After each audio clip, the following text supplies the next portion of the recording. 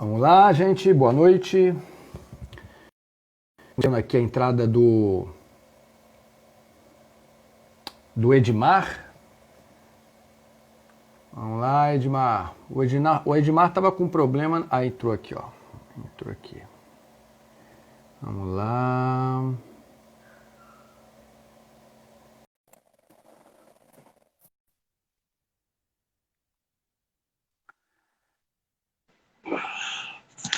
E aí, Edmar?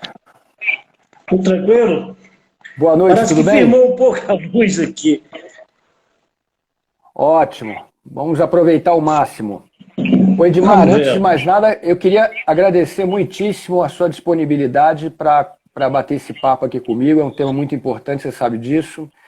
E você é um cara, né, que foi ex-diretor do Hospital Psiquiátrico Nise da Silveira, no Rio de Janeiro, e teve uma participação muito importante nesse processo de reforma psiquiátrica. Então, eu queria que, antes de mais nada, você se falasse um pouco da sua trajetória na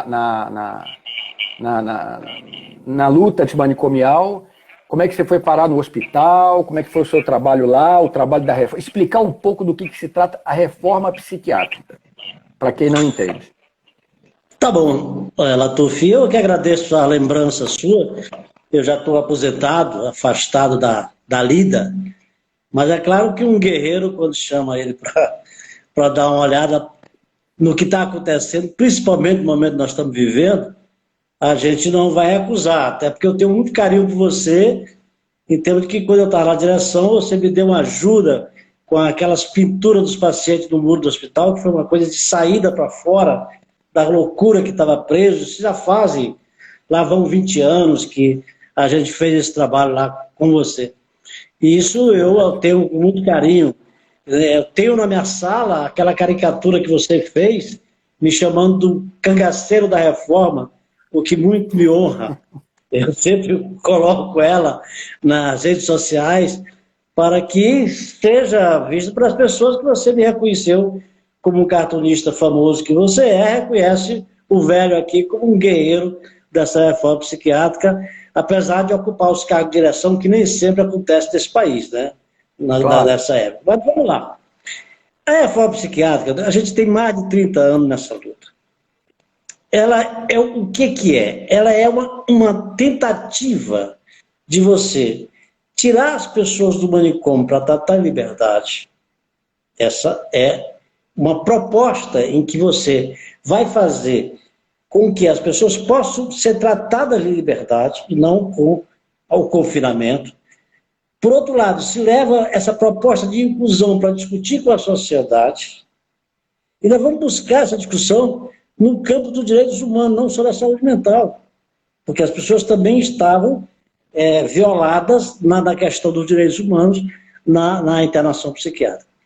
Bom, essa luta, ela começa com um libelo de uma conferência que houve em Bauru, em 1980 e poucos, não estou lembrando aqui exatamente a data, em que se constrói um lema utópico de por uma psiquiatria sem manicômio. Era utópico porque o país estava cheio de manicômio. A gente foi lutar para que isso fosse possível. É claro que nós estudamos também a psiquiatria italiana do Basaglia, a psiquiatria francesa, que estava avançando já também, e o Brasil construiu um trabalho muito importante. Eu agora, na última revista da Fiocruz, eu escrevi com a Ana Shapiro, uma colega, nós escrevemos um panorama do que como é que a gente construiu esse modelo nesse país e que ele foi implantado enquanto nós estávamos discutindo a legislação. Então nós fomos construindo os CAPs, que é tratar os pacientes que não precisariam mais ir se internar no manicômio. Nós fizemos residência terapêutica para tirar quem estava internado de dentro do manicômio para se tratar da residência que tinham perdido. Nós fizemos um tratamento para álcool e droga, para que as pessoas pudessem também se tratar em liberdade, não sendo obrigado a psiquiatria só tratava essas pessoas se ela deixasse de usar a droga. Eu dizia que isso é assim, fica bom para mim te tratar. a gente fez uma proposta de que não, que a gente ia tratar as pessoas, elas usando as drogas dela, tentando fazer uma diminuição, que a gente chama de redução de danos, reduzir a possibilidade da que a pessoa querer, pode chegar até a abstinência, mas não é um desejo do terapeuta começar por aí. Começar por reduzir e que o cara possa produzir, mesmo fazendo uso da sua droga.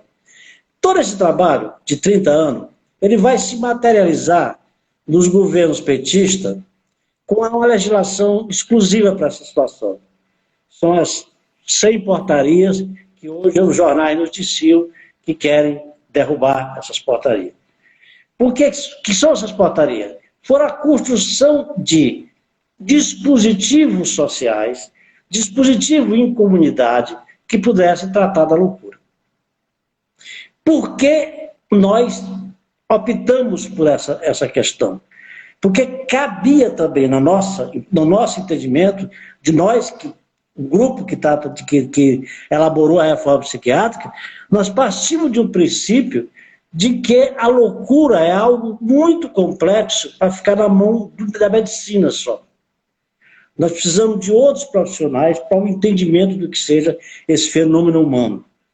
E esse fenômeno humano, nós vamos tratar dele não como uma doença, como que queriam os psiquiatras, nós vamos tratar dele como um fenômeno de recuperação da saúde mental, que é algo muito mais amplo, que sai do conceito de doença, normalidade, para o conceito de saúde, que é o que nós todos queremos para nós. E saúde é uma coisa, saúde mental é muito amplo, e aí nós temos que trabalhar com vários profissionais de várias áreas, com o mesmo poder de decisão dos seus saberes sobre esse paciente. Nós não aceitamos a hierarquia de que o saber médico tenha mais poder sobre esse paciente, sobre esse fenômeno da loucura. Bom, o que acontece agora? Há mais de 10 anos, a Associação de Psiquiátrica Brasileira, Psiquiatria, a Associação ABP, a Associação Brasileira de Psiquiatria, nunca se conformou com a reforma da psiquiatria. Nós deixamos essa briga para lá. Eu considero hoje que foi um erro. Nós tínhamos que ter enfrentado esse dilema. Por quê? Basaglia vai dizer que quando o psiquiatra quer mudar o manicômio, modernizar o manicômio, isso não vai adiantar nada, porque o manicômio é um fenômeno da psiquiatria. Foi a psiquiatria que criou o manicômio. Então é preciso que a gente reforme essa psiquiatria, essa forma de tratar.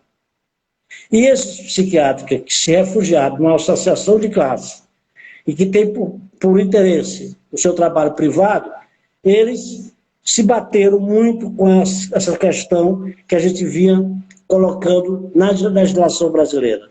Então nós fizemos toda uma legislação que hoje vale, e hoje está valendo, é inconstitucional derrubar como eles querem fazer, revogar a portaria, isso não pode ser assim, né, dentro da democracia. É claro que a gente sabe de fazer as maiores loucuras que eles estão fazendo, mas isso não poderia ser assim, porque foi uma legislação construída a partir de encontros em que participaram profissionais, prestadores de serviço, paciente psiquiátrico, os usuários de álcool e droga e seus familiares. Essa construção teve 4 conferências de saúde mental. Nós estávamos partindo para a 5ª. Então, são conferências que vai construindo o que a gente queria para a reforma. Então, isso não pode ser uma legislação que possa, nesse momento, ultrapassada e violentada. Então, o Edmar, isso para te responder mais ou menos como é que é essa luta. Por favor. Só uma coisa, só para a gente poder sistematizar a coisa aqui, para as pessoas. Porque a gente, bem ou mal, a gente já tem uma familiaridade com esse assunto, né? Mas, por exemplo, o que você testemunhou em manicômios antes da reforma? Olha, o Blatuf, a questão do manicômio, ele tem uma característica clara em todo o planeta. Eles são iguais. O manicômio para o tempo. Ele não tem temporalidade. As pessoas são despojadas de tudo. São despojadas da sua individualidade, dos seus objetos de uso pessoais, das suas roupas, de tudo que ele traz como que dá a sua individualidade. Essa é uma das violências maiores que se tem. Milton Freire, um paciente da luta antimanicomial, ele definia a violência psiquiátrica de uma forma muito interessante.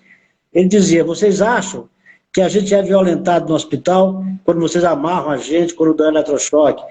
Claro, isso é violência também. Mas a maior violência é quando a gente sai pelo hospital caminhando e vocês não dão um bom dia para a gente. A gente não existe, a gente é invisível para vocês. Esse ensinamento que a reforma deu para a gente viveu o manicômio antigo. Essas pessoas mais novas já estão vivendo ele já um pouco moderno. E o manicômio, ele é um lugar de tirar a individualidade. É um atestamento de que a pessoa não tem capacidade para a vida social mais. É uma internação para o resto da sua existência. Eu vi pessoas com 50, 60, 40 anos de internação psiquiátrica. Isso é sequestrar uma vida. Isso é sufocar vidas, é soterrar vidas que está vivendo. Quando você tira um paciente desse para a comunidade, a gente vê a beleza que é a relação dessa pessoa com a vida lá fora, com a banalidade, conhecer as banalidades da vida. Não precisa para que esse indivíduo seja um de nós. Só precisa ele poder abrir a sua geladeira. Veja o que é isso. Só precisa ele poder ligar a sua TV. Você viu essa realidade? Você viu essa realidade no Pedro II ou em Paracambi, lá em Barbacena? Qual desses lugares você testemunhou essa situação? Carla Tufo, quando eu cheguei do Rio de Janeiro, eu cheguei em 76, eu já tinha estagiado como estudante num hospital psiquiátrico do Piauí, que era um manicômio igual. Como eu disse, eles são iguais. Eles anulam o tempo. Então, o manicômio de Berlim e o de Teresina, no Piauí, é igualzinho. Ele não tem diferença nenhuma. A roupa é a mesma, a violência é a mesma, o isolamento é o mesmo. Então, eu cheguei recém-formado do Rio de Janeiro e fiz o que eu chamo do meu estágio rural nas clínicas psiquiátricas do Rio. Porque naquela época da ditadura, um ministro da saúde tinha uma clínica psiquiátrica e ele fez com que elas proliferassem nessa cidade, porque aqui era a capital federal. Então você tinha uma clínica psiquiátrica, só precisava o cara ter um diploma, que aí o governo federal financiava a sua clínica, fazendo você construir, dando os pacientes, tirando os hospitais públicos para dar para o privado. A Doutor Eiras de Botafogo foi feita assim, né? A Paracambi foi feita com excesso de pacientes que tinha na Doutor Eiras. Então você tem uma quantidade de pacientes que era assim, um grande amigo que hoje foi reitor da Universidade de Fortaleza, no Ceará. Ele, quando fez a tese dele, ele chamou essas pessoas que trabalhavam nessas clínicas de mercadores de infortúnio. Eu acho muito feliz essa definição, porque eram os infortúnios que eles mercavam. Era a desgraça das pessoas que eles traficavam. Era com essas pessoas que eles enricavam. Então, você tinha... Eu conheci no Rio de Janeiro uma Kombi de uma certa clínica particular que andava catando bêbado, como se diz, pela cidade, botando o mendigo, ou quem estava delirando aí, botava naquela Kombi, e levava para o Inampes da Avenida Venezuela, que era uma central de interação, e pegava as AIH para a clínica dele, com os médicos que davam plantão, que também trabalhavam para ele. Então, isso eu assisti, isso eu vi. Essa realidade não existe mais. Isso é um avanço muito grande. Então, essa questão do manicômio, ele foi feito para tirar os indesejáveis da sociedade. Você não vai encontrar lá pessoas ricas. Pode até encontrar um que internaram para despojar ele da sua riqueza. Isso é possível. Mas assim, você vai encontrar muito aquilo que a sociedade não quer para ela. Aquilo que a sociedade exclui dela. Até hoje. É o mesmo pessoal que sofre hoje da violência nas comunidades. São pretos, pobres, analfabetos, sem formação. São esses que estão jogados no hospício. Em Minas Gerais tinha muito, a gente assistiu muito um hospício que o Bazaga visitou, que é de Barbacena, que eu conheci. Em Barbacena era muito internado pessoas porque brigavam com a família. A menina que se desviou, que o pai não queria ela em casa, internava no manicômio, e ela ficava lá 40 anos, 30 anos, com um diagnóstico de loucura. Então, essa psiquiatria formal, essa psiquiatria perversa, ela foi aliada da eugenia, de tirar esses pacientes da sociedade, tirar da vista da gente. E é interessante isso, se você vê o Hospício da Praia Vermelha, que foi feito no Império ainda, em 1800 final da década de 1800, quase já terminando o Império, ele foi feito como vamos dizer assim, um símbolo da civilização. Era para todo mundo ver. As pessoas chegavam na Baía de Guanabara, que era de navio, a Baía de Guanabara era o nosso galeão, antigamente. Os navios chegavam e as pessoas viam o hospício, era para ver. Olha que cidade civilizada, já tem um hospício, já se construiu, já se interna o seu jogo. Só que isso só tinha porta de entrada, não tinha porta de saída. O Lima Barreto, quando lá esteve, disse, eu não quero ficar, porque outra saída daqui que é para os Batista, que ali atrás, que podia sair para o João Batista, que muitos colegas dele viram sair para o João Batista. Então, o hospício, ele só tinha porta de entrada e foi fechando. Então, ele teve que fazer algumas colônias, os mansos, na Ilha do Governador, e depois vai para o Rio de Janeiro, depois para Jacarepaguá. Veja o contraditório. Aquilo que era para mostrar para a sociedade que era civilizada, deu vergonha. E aí, o hospício para a Vermelha, na Zona Sul, foi para o Rio de Janeiro, para lá se esconder o jogo. É desse hospício que eu vou trabalhar, e nesse hospício que eu tentei, com uma equipe maravilhosa, fazer um trabalho de gestação, e infelizmente eu fiz um livro documentando esse trabalho, mas eu perdi essa luta, porque na verdade eu tinha entrado para frente com aquela Ô Edmar, olha só, Edmar, a sua conexão está muito ruim. Você faz o seguinte, você sai agora do Instagram e volta. Volta que eu vou te colocar novamente aqui, porque tá picotando. Tá.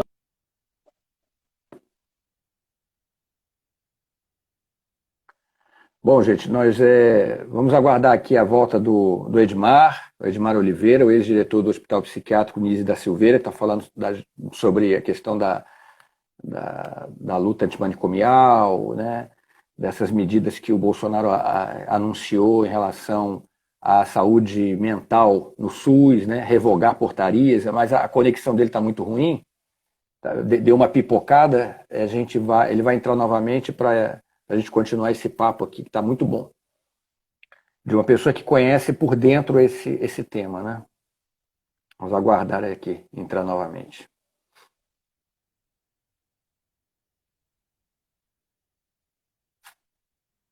Obrigado. Participantes.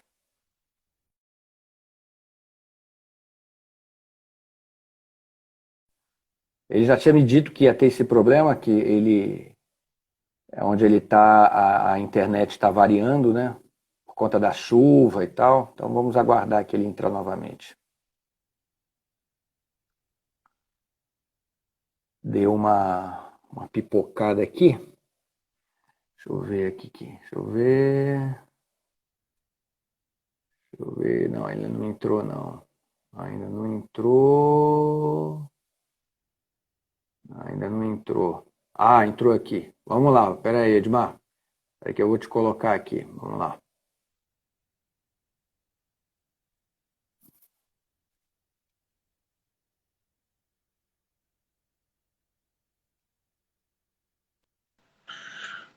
Vamos lá. O Edmar, você agora está tudo legal. Você estava falando sobre o manicômio da Praia Vermelha quando começou a pipocar, a transmissão estava falhando. Tá, então vamos tentar retomar. O que eu estava dizendo é que o manicômio, quando ele é criado como uma coisa civilizada. Ele é criado na Praia Vermelha, que era o lugar onde entravam os navios, era o nosso galeão da época. Né? Até o trocadilho com o nome é interessante, os galeões que entravam na Baía de Guanabara. E para mostrar para os visitantes que nós tínhamos civilização, porque nós internávamos nossos loucos, nós tínhamos hospício. Só que esse hospício ele vai pegar, abrir uma porta de entrada e não tem porta de saída. O Lima Barreto, quando lá esteve, ficava com medo disse, eu não volto mais aqui porque eu não quero sair para o São João Batista, que fica atrás da Praia Vermelha. Então, esse manicômio começou a inchar. E aí os doidos mansos, que ninguém mais queria, foram para a colônia da Ilha do Governador, onde não tinha ponte ainda, e se escondia as pessoas lá na ilha, ficavam morando por lá. Depois eles foram para o Engenho, a ilha cresceu, eles foram para o Engenho de Dentro, em Jacarepaguá, que eram os lugares mais longínquos da cidade. Então, quando eles chegaram no Engenho de Dentro, já eram os loucos que ninguém queria ver na cidade. Já tinha mudado aquilo que era a coisa bonita. Quem fala disso muito bem é o Machado de Assis, na grande obra O Alienista.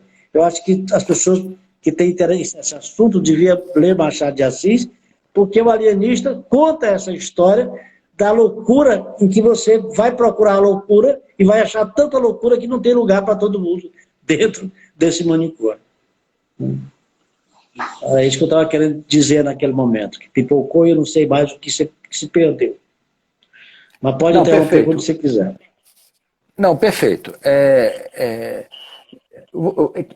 Você citou Basaglia. Você podia explicar para a gente quem foi o Basaglia? O Basaglia foi um psiquiatra italiano que negou a instituição psiquiátrica. Ele vai dirigir um hospital em Trieste e ele consegue olhar para aquele hospital e dizer, mas vem cá, quem é que está aqui dentro? Por que só tem pobre aqui dentro? Então ele pega a doença mental, que era o motivo da internação, entre parênteses, quer dizer, vamos esquecer a doença mental, bota lá entre parênteses, vamos ver o que sobra disso. Essa sobra foi surpreendente. Eram todos das mesmas classes sociais, eram todos pobres, eram todos pares da sociedade. Então, era isso que eles tinham em comum, não a doença mental. Ele, então, escreve um livro chamado, que para nós foi, que deu um ponto de partida para a nossa reforma, que chama-se A Instituição Negada, porque ele nega essa instituição psiquiátrica, porque ele vai dizer que aí é que os psiquiatras que não querem a reforma se tocam, que o que estava errado era a psiquiatria, não era o manicômio. Não tem como consertar o manicômio, porque ele é fruto de uma psiquiatria que cometeu um erro primário de entendimento sobre a loucura. Esse é que é o nosso nó. Essa que é a nossa briga atual. Né? Como nós estamos numa situação de autoritarismo, e a reforma psiquiátrica tem outra característica, ela só se firma com liberdade, ela só se firma com democracia. Então o autoritarismo é inimigo da reforma psiquiátrica, não tem a menor dúvida. Onde é que já se viu querer tratar louco em liberdade? Onde é que já se viu deixar o louco falar sobre o seu tratamento? Onde já se viu botar outros profissionais para entender de doença mental? Só que nós não estamos falando de doença mental, nós estamos falando de saúde mental, que é de todos nós. Todos nós que trabalhamos com saúde mental, nós sabemos que à medida que nós melhoramos a saúde mental dos nossos pacientes, melhoramos a nossa também.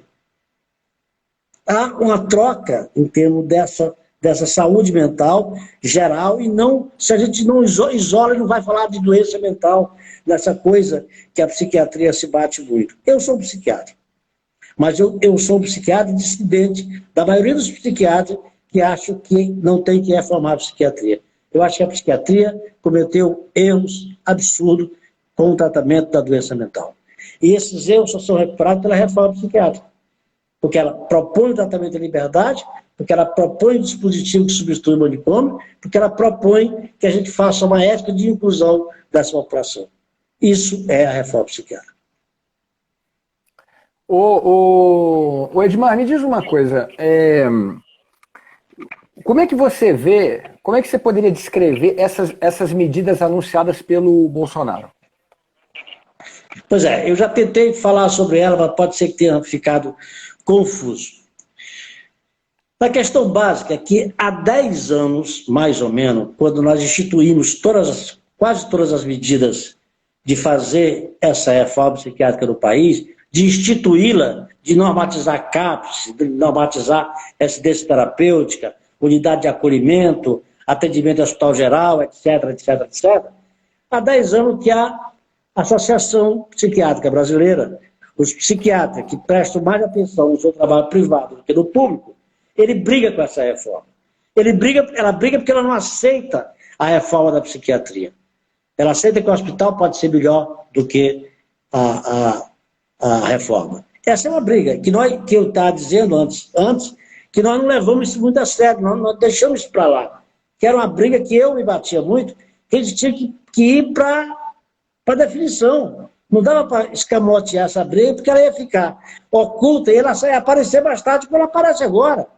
Na hora que eles têm o poder, porque eles foram que indicaram agora o coordenador de saúde mental, não foi mais as bases, não foi mais os serviços, que antigamente os serviços tentavam fazer um lobby para indicar o coordenador de saúde mental do Brasil. Hoje, a Associação Psiquiátrica indicou um coordenador que indicou uma preposta, que está lá até agora. Então, ela está mandando lá. Só que hoje eles soltaram a nota dizendo que é absurdo, que eles não queriam que essas normas fossem retiradas. Ora, vazou áudio de reuniões deles, em que eles estavam falando que tinham que fazer esta surdina para não despertar os esquerdopatas. Presta atenção como é que eles chamam a gente.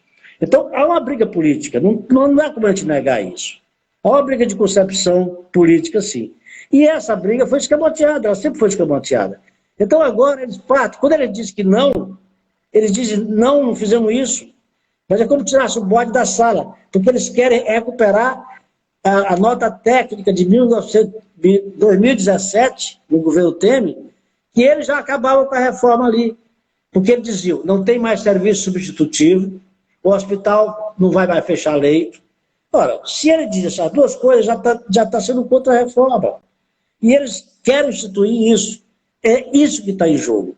Então, o governo Bolsonaro fazer isso é fácil, porque eles estão pressionando para que seja feito e o governo está atendendo uma associação de classe. Mas é falso. É falso porque ela não representa nós que somos os técnicos e os usuários. Eu digo o seguinte, eu sempre digo, que não adianta, essa luta vai acontecer e a meninada vai resistir. Os velhos estão aqui para falar do passado, mas a meninada está aí para resistir. Por quê? Porque eles não vão se conformar em trabalhar mais como antigamente. Eles já sabem que esse trabalho de hoje é mais gratificante e produz melhor resultado. E também o nosso usuário não quer mais voltar para o hospício, não. Ele vai resistir também, porque ele hoje tem cidadania também. Ele que tem uma residência terapêutica, ele que está num CAPS, ele se considera um cidadão. Porque, Latufo, o que acontece é que o governo Bolsonaro, ele acabou com os direitos sociais. E a reforma psiquiátrica não é só um tratamento psiquiátrico, ela também é uma reforma social. Ela também daria cidadania para a pessoa que estava isolada nos hospícios. Ela deu cidadania para quem não tinha nessa sociedade que a excluiu. Então, essa é uma briga que aconteceu. E a gente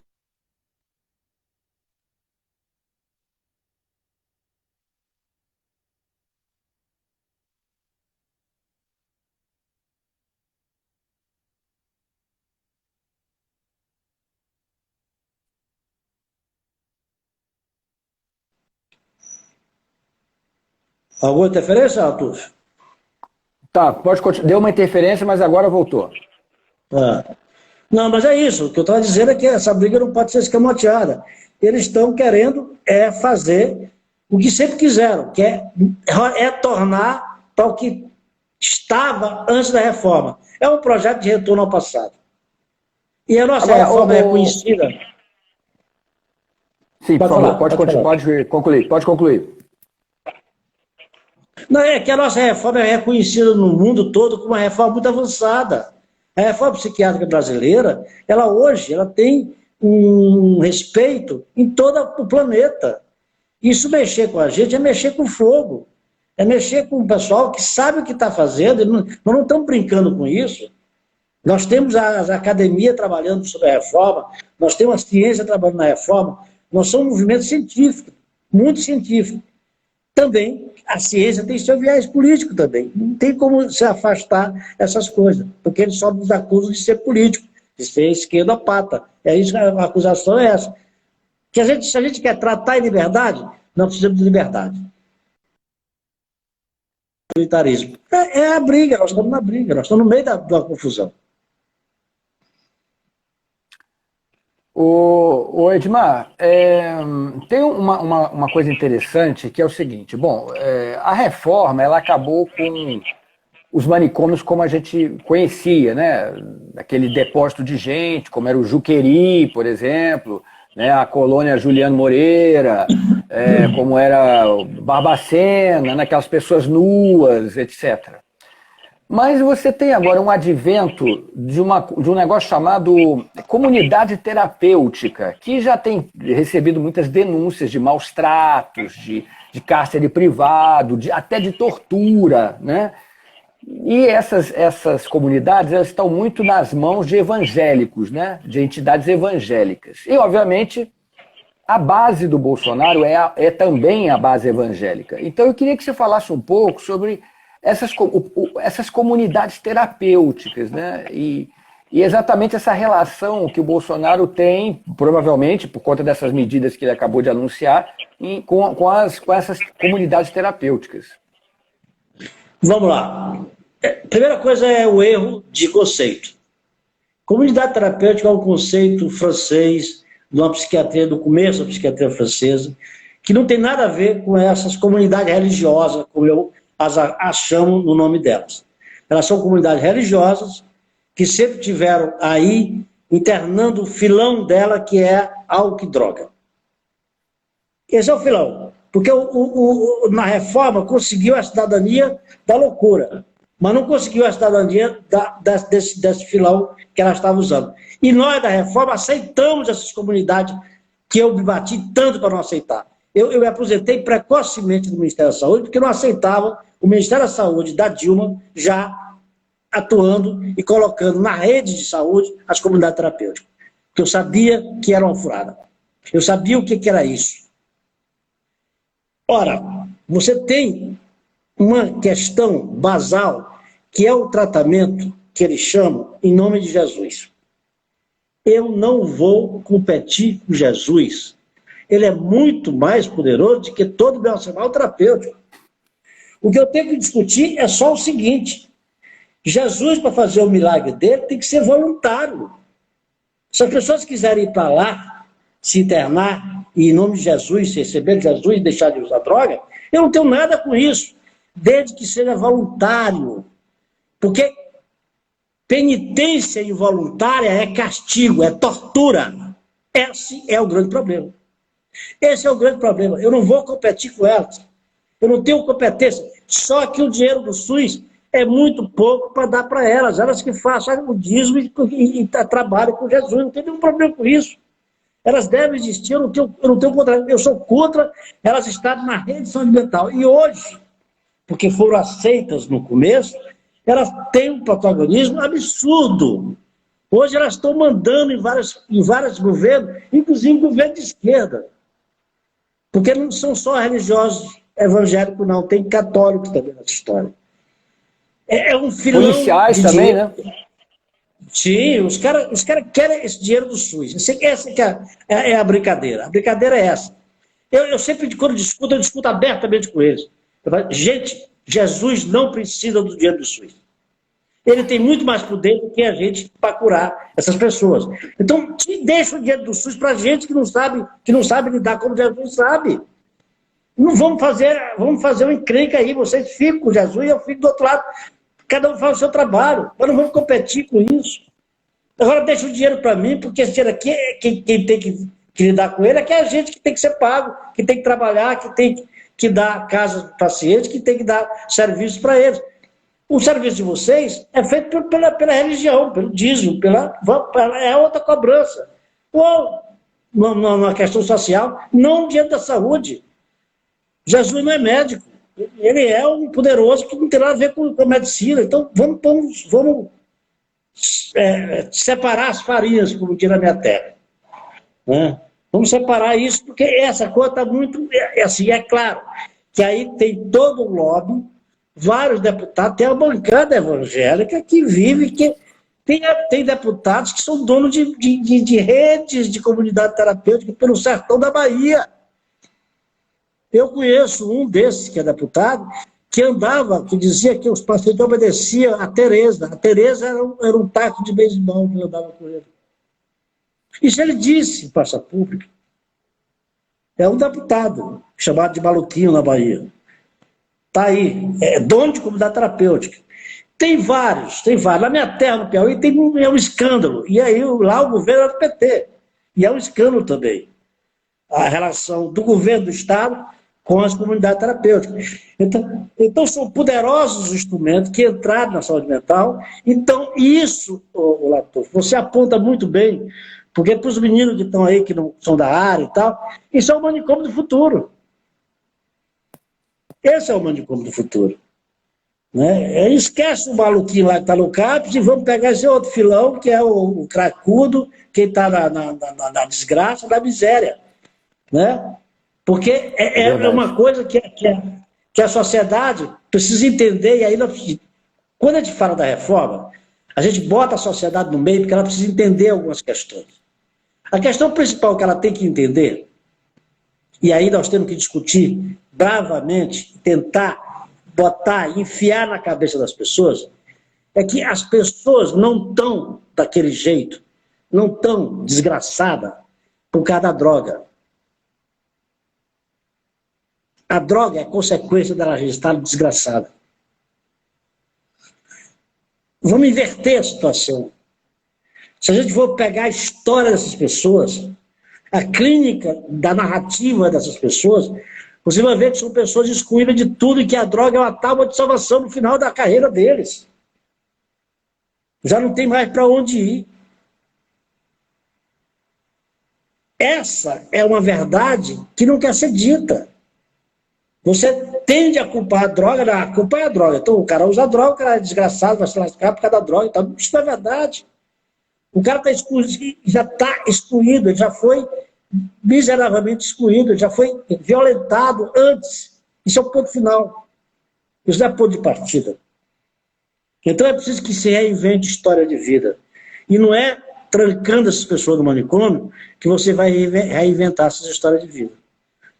Nós temos um mecanismo hoje, como os CAPs e álcool e droga, que também internam. Nós não somos contra a internação, nós somos contra o manicômio. Se o cara está num surto agudo, está delirando, a gente bota ele no CAPS, 2, 3 dias, vamos ver se tira ele de lá e vamos tentar trabalhar ele na sociedade. Se ele está agredindo a família, a gente pega ele, traz para o CAPS, vamos ver, vamos trazer a família para conversar. E a família que ele tem é aquela, ele não tem outra.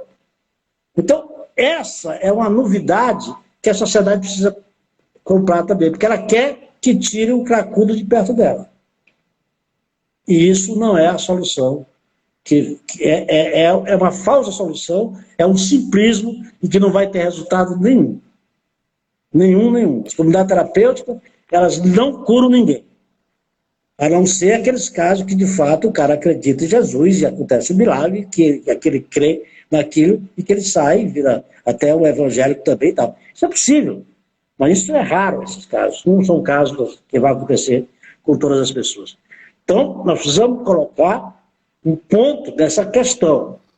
A Cracolândia de São Paulo é uma questão social intensa, não é uma questão só de saúde mental. É uma questão social gravíssima. E temos que trabalhar com aquilo. Né? Temos que ver como é que se dá moradia, como é que se dá trabalho, como é que se dá... Tem várias questões aí que estão envolvidas ali. Não é só a questão da droga. Então, essa coisa é que a sociedade às vezes não compreende. E o mais cômodo é retirar. Né? Como um dia estou entrando em casa lá no Rio, e o porteiro fala assim, doutor, você não quer assinar aqui esse abaixo-assinado? Não, eu falei, qual abaixo-assinado? É para retirar os cracudos aqui da rua. Eu falei, não vou assinar isso, eu quero conversar com quem quer assinar isso. Vamos fazer a reunião para discutir isso? Claro, não me chamaram. Eu propus, vamos fazer a reunião para discutir isso. Por que quer tirar da vista? Pode falar, Tuxo. Ô Edmar, a gente está chegando já está caminhando para o final do nosso bate-papo. Eu queria que você fizesse assim um retrato, a partir dessa sua experiência, sua vasta experiência, né? Como é que você vê o futuro da reforma a partir dessas iniciativas que estão sendo ventiladas pelo Jair Bolsonaro? Como é que você vê, o que você acha que vai acontecer? O que você acha que serão os próximos capítulos? Vamos lá. Nós estamos no hiato político.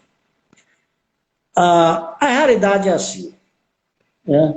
A realidade são altos e baixos, esquerda, direita, fecha e abre. Essa é a vida da gente, é a luta. Quantas vezes eu vi isso? Eu vejo o menino hoje apavorado. Eu vivi em 64, eu sei o que foi o fechamento e teve o fim. Tudo tem fim. Isso também vai ter fim. Isso também vai ter fim. É claro que vai ser um hiato, vai ser um baque muito grande, vai ser uma decepção grande para a nossa geração que viveu disso. Mas eu aposto na juventude, eu aposto que elas estão trabalhando, elas conhecem isso. Então, vamos lá. Basaglia, ele falou, no final da vida, ele falou uma coisa que, para mim, é importante demais. O manicômio pode até voltar, até pior do que ele já foi. Mas nós sabemos hoje que o impossível é possível. E que nós podemos tratar essas pessoas em liberdade. Saber disso aponta para o futuro radiante, eu não tenho dúvida. Aponta para a retomada depois. Aponta para a recuperação disso. Nós vamos viver um hiato grave, violência, dificuldade de trabalho, dificuldade das pessoas, dificuldade dos usuários, mas é preciso ter fé que isso acaba, o tempo se encarrega, vai acabando disso e vamos construir o futuro, vamos devagar. Nosso trabalho, o trabalho da saúde mental, como vários trabalhos da política, é um trabalho difícil. A pedra está lá em cima, ela cai de novo, a gente vai, levanta de novo essa pedra e vamos trabalhar. Essa é a vida. Essa é a vida. Vão ter interrupções sempre. Essa é uma interrupção grave. Triste fico eu, que posso não ver o futuro disso, porque eu já estou velho. Mas a moçada, ela pode ir com gás nessa luta, porque tem futuro. Tem futuro e que a gente sabe como é que isso vai acontecer no futuro. As pessoas sabem que melhoraram, os funcionários sabem como é que trabalharam, sabem qual foi a felicidade que foi construída com isso. Nós construímos felicidade para os pacientes psiquiátricos. Nós construímos felicidade para nós mesmos com um trabalho muito mais gratificante. Essa construção de felicidade não vai ser deixada de lado. Ela vai existir sempre. Isso é um trabalho que nós vamos construir. Eu acredito na rapaziada, como dizia o Gonzaguinha. Ô Edmar, eu queria agradecer. Eu realmente tenho um carinho, um respeito muito grande por você. Eu já fiz muitas lives com muita gente importante aqui, políticos, artistas, mas eu confesso a você que conversar contigo sobre esse assunto é muito tocante. E você é um sujeito que além de ter sido que é um profissional dessa área, você é um militante. Eu até lamento que você esteja aposentado, porque eu acho que a gente precisaria de você na ativa, mas cada um sabe onde o calo aperta. Então eu queria te agradecer muito, muito, muito mesmo por essa disposição e deixar esses minutos finais aqui para as suas despedidas, suas considerações finais. Muito obrigado. Latovel, eu que agradeço muito a lembrança que você teve de trazer esse velho cangaceiro, como você chamou, para dar uma opinião para essa juventude. Eu acho que ela está carente disso, eu acho que ela está descrente. Porque quando a gente entra num túnel desse, quando a gente entra no túnel, a gente não vê a luz. O túnel tem algumas curvas pelo meio. Isso é complicado. Eu sei que a moçada está triste, está vendo o edifício desabar, mas a gente pode construir de novo. A construção é sempre assim, e sempre vai ficar melhor. Sempre vai se construir um prédio melhor do que o antigo. Pode acreditar que isso vai ter um final feliz. Se não é um final, é um futuro feliz, que pode ter outra queda e outro futuro. A vida é um eterno combate, que só abate os fracos, como dizia o Gonçalves Dias. Muito obrigado pela lembrança. Bom, obrigado mais uma vez, Edmar. Eu espero poder sempre contar contigo. Eu acho que esse tema vai voltar à baila, né? A gente vai voltar a discutir sobre esse assunto e queria poder contar sempre com a sua disposição. Um grande abraço para você, continue se cuidando e tamo junto, tá? Tamo junto. Outro abração aí. Um abraço para você, muito obrigado. Tchau. Fica bem, Edmar.